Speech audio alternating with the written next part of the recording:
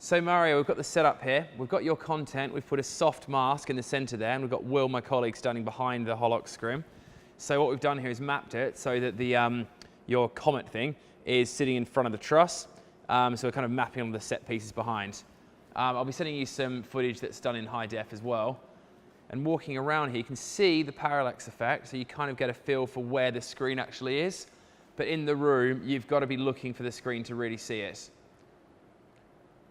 So it's going to keep rolling through your content here. Dave, can you jump along a bit to the next scene? Yeah. So you see that? It just floats in front of him. Of course, if the content was made for your for Holox from the outset, it would be even better than this. So this is very much just using what you've already given us. And I can walk up to it, and as you see, the parallax moves out slightly.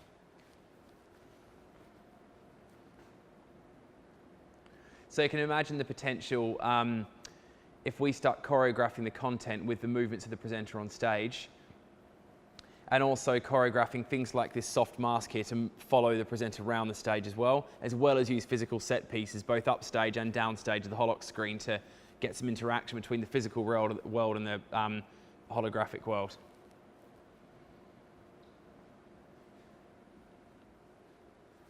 I might have walked in front of the projector here.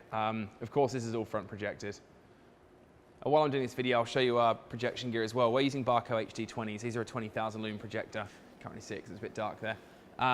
So I think we offered that we could fly them out to site if needed, but we could just as easily procure stuff locally.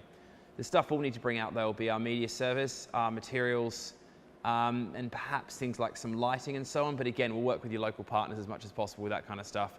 But basically just fill the gaps with the things that are really critical to our delivery, or things that we don't feel are appropriate that we need from out there.